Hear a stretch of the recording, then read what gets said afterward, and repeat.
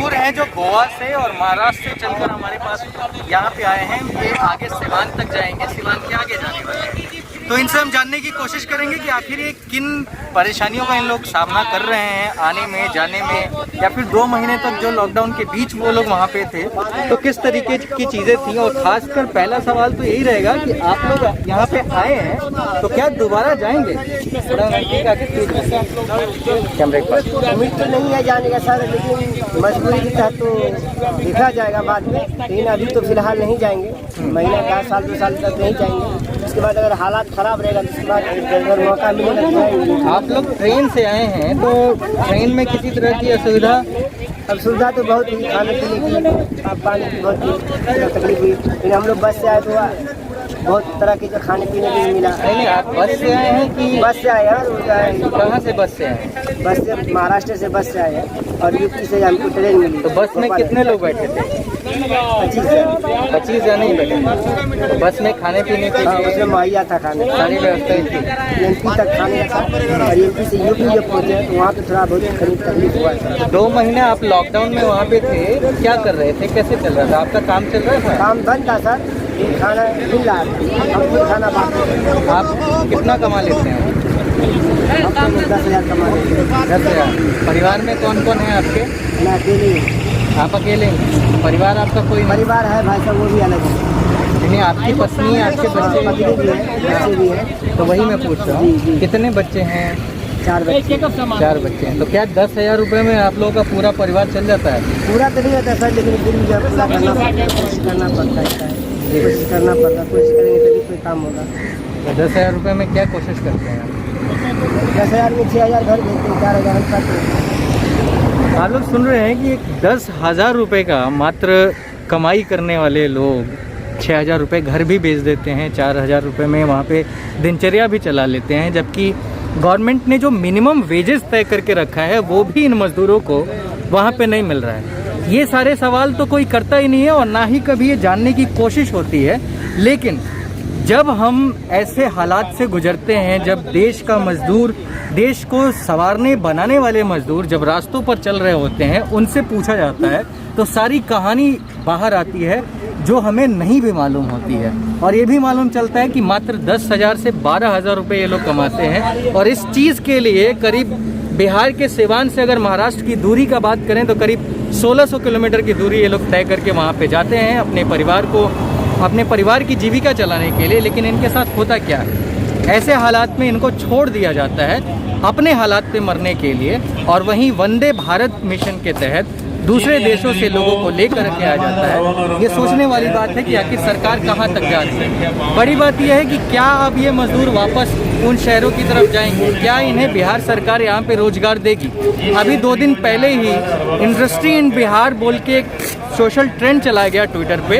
उस ट्विटर पे न जाने 2 घंटे तक मतलब ये ट्रेंड सबसे टॉप पे था। उसके बाद कई सारे नेता आए, इसको उठाया और उठाने के बाद इसको प्रोपोगेट करने की कोशिश की गई। लेकिन क्या ये ट्रेंड चलाने से बिहार में रोजगार की कमी को दुरुस्त किया जा सकता है? क्या रोजगार को ख़त्म किया जा सकता है? रोजगार यहाँ पे नए बनाए जा सकते हैं?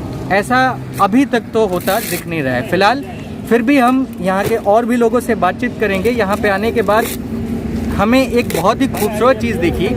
अगर किसी भी पार्टी की तरफ से कोई भी अगर अच्छे काम हो रहे हैं तो उनके बारे में बातचीत करना ज़रूरी है। यहाँ पे भारतीय जनता पार्टी का एक कैंप है जहाँ पे उनके जो कार्यकर्ता हैं सभी के सभी यहाँ पे लोगों को पानी बांट रहे हैं, खाने का सामान बांट रहे हैं। एक बार हम इनसे भी बात करेंगे कि आखिर ये पिछले कितने दिनों से ये सारे काम कर रहे हैं, इसको भी जानेंगे हम। चले सर तो और क्लोज आ जाएगा। बाबू नाम बताइएगा, आपका नाम? हमारा नाम भागू बाबू है। ये भाजपा के युवा कार्यकर्ता है और ये भाजपा के द्वारा और माननीय MLC आदित्य नारायण पांडे जी के द्वारा, ताकि कोई भी भूखा ना रहे, उनके लिए यहाँ पे खाने का व्यवस्था, पूरी सब्जी का भी व्यवस्था था, चिवड़ा मीठा का भी व्यवस्था है, पानी का भी व्यवस्था है, हर तरह का व्यवस्था यहाँ पे रखा हुआ है। ये कब से आप लोग सुविधाएं मुहैया करा रहे हैं आम जनता को? ये जो मजदूर आ रहे हैं दिल्ली से, महाराष्ट्र से, कहीं से भी चलते हैं, तो इनको कब से ये सुविधाएं उपलब्ध? ये सुविधा आज 4 दिन हो गया। 4 दिन से ही करा रहे हैं? 4 दिन से ही करा रहे हैं जी। और ये आप जो पूरी सब्जी खिलाने का टाइम होता है आपका, वो कब का होता है? ये पूरी टाइम पूरी सब्जी जो खिलाने का टाइम है वो सुबह का टाइम है। सुबह 7 बजे से लेके 10 बजे के बीच तक हम लोग पूरी सब्जी खिलाते हैं। तो उसके बाद से चिवड़ा, मीठा और पानी का व्यवस्था। तो ये तो खैर MLC साहब करा रहे हैं, आप लोग का व्यक्तिगत क्या चीज़ है जिस वजह से इतने सारे लोग यहाँ पे इकट्ठे हो गए हैं? कोई भी जुड़ाव तो एक होगा ना जनता के साथ, कुछ मजदूरों के साथ। तो क्या चल रहा है? आप भाजपा से हैं, एक सवाल मैं पूछूंगा, शायद वो थोड़ा लाजिम ना हो पूछना, लेकिन फिर भी मैं पूछ लूँगा कि भाजपा के कार्यकाल में इस तरह की चीज़ें देखने को मिल रही है, इतनी लचर व्यवस्था मिल रही है। उत्तर प्रदेश में ज़्यादातर मजदूर, सबसे ज़्यादा बात करें क्योंकि सर्कल, क्षेत्रफल और जितने भी लोगों की बात करें तो 22 करोड़ की जनता के साथ भारत का सबसे बड़ा राज्य है। उस राज्य में पैदल लोग चल रहे हैं, इतना क्यों? कारण क्या है? क्या आप लोग इसके ऊपर कोई टिप्पणी करेंगे? जरूरी नहीं है कि सरकार हमारे में सही हो। हमारी सरकारें सारी व्यवस्था कर रही है, जैसे बस की व्यवस्था हो, हर चीज़ की, ट्रेन की भी व्यवस्था हो, स्पेशल ट्रेन चलाई जा रही है। खास करके अपने जो भी हमारे मजदूर भाई बहन हैं उनको सुरक्षित उनके घरों तक ले जाने के लिए ये सारी व्यवस्था की जा रही है। अगर ऐसा है कि कुछ लोग पैदल जा रहे हैं तो हो सकता है उनका घर कहीं आसपास में हो या किसी कारणवश वो बस पे ना बैठ पाए हो, जिसकी वजह से वो लोग पैदल जा रहे हों। अब मान लीजिए जो ट्रेन जलालपुर से जा रही है, अगर किसी का घर अगल बगल पास में है 2-4-5 किलोमीटर के एरिया में, वो लोग तो वहाँ से पैदल ही जाएंगे ना, उनके लिए तो कोई व्यवस्था नहीं है। बाकी दूर के जो भी हैं उनके लिए बस की व्यवस्था है।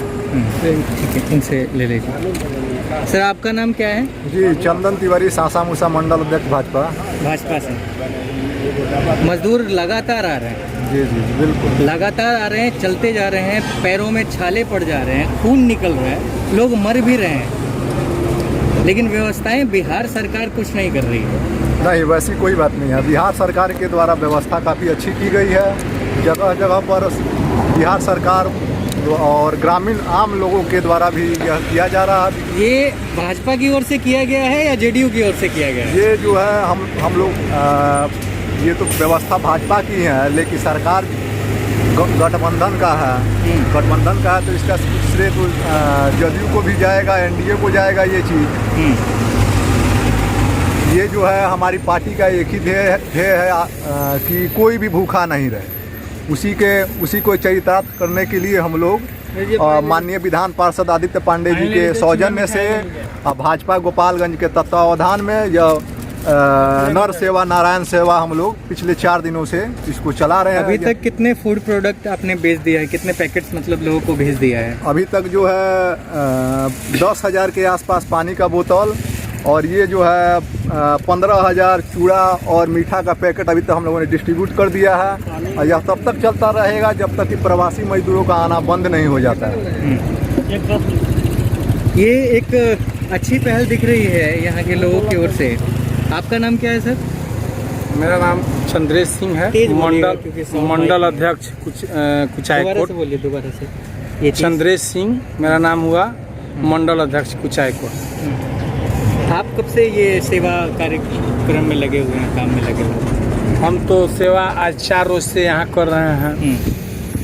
हमारे माननीय MLC साहब के द्वारा ये काम हो रहा है। बहुत ये लेट क्यों हुआ शुरू? 2 महीना तो हो गया है लॉकडाउन को। अब लेट क्यों हुआ, ये तो बहुत तरह चला कि ये छुआछूत का बीमारी है, इसमें हम लोग भी व्यक्तिगत विचार हो जाते हैं। हाँ। ठीक है, ये चंदन जी हैं। चंदन जी काफ़ी सोशल मीडिया पे एक्टिव भी रहते हैं। चंदन जी ना, तो आपका क्या व्यू है? देश में जो लगातार जो मजदूर पैदल चल रहे हैं उन सबको लेके आपका व्यू क्या है? देखिए, मजदूर सरकार बोली 10 दिन में हम सबको बुला लेंगे, लेकिन जो मजदूर इतना दिन बर्दाश्त कर लिया अपने रूम पे, 10 दिन बर्दाश्त नहीं कर पाए। और अभी देखिए ट्रेन चल रही है, बस चल रही है, सभी लोग आ रहे हैं। ये जो सरकार की बात नहीं माने, चल दिए, वो लोग पैदल आ रहे हैं। उसके लिए उत्तर प्रदेश में सरकार व्यवस्था कर दी है बस की, जो पैदल कोई नहीं चलेगा, जो पैदल चले उसको बस। देखिए उत्तर प्रदेश परिवहन यहाँ पे लिखा है, उत्तर प्रदेश लोग बिहार आ रहे हैं, यहाँ से ट्रेनों की व्यवस्था की गई, बस की व्यवस्था की गई, अपने घर तक जा रहे हैं सभी लोग। तो जो सरकार की बात नहीं मान रहे हैं वही लोग पैदल आ रहे हैं सड़क से। छोड़ दीजिए, बताइए अपना नाम। मेरा नाम हुआ अंकित कुमार, भाजपा युवा मोर्चा में कमल क्लब एक विंग है, उसके हम जिला के कोऑर्डिनेटर। तो आप ये सेवा काम कब से कर रहे हैं? हम लोग 4 दिनों से पूरी भाजपा इसके अलावा और भी आपके मतलब ये डिस्ट्रीब्यूटर पॉइंट लगे हुए हैं कहीं पे?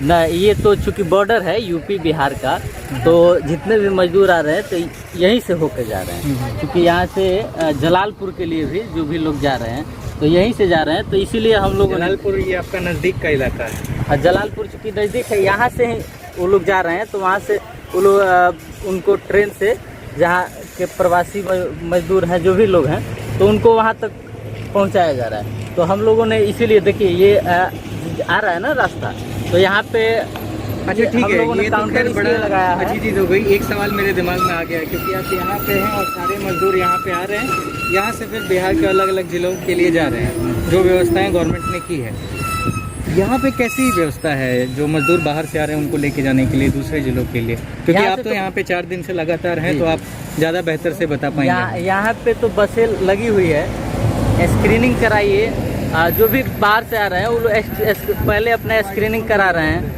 उसके बाद उनमें अगर कोई सिम्टम वगैरह नहीं दिखाई दे रहा है तो तुरंत वो लोग को बस में बैठा करके और जैसे जाना चाहें बस से हो सके तो बस से, और नहीं तो उनको ट्रेन से, और बिहार सरकार उनको वहाँ तक पहुँचाने की कोशिश कर रही है।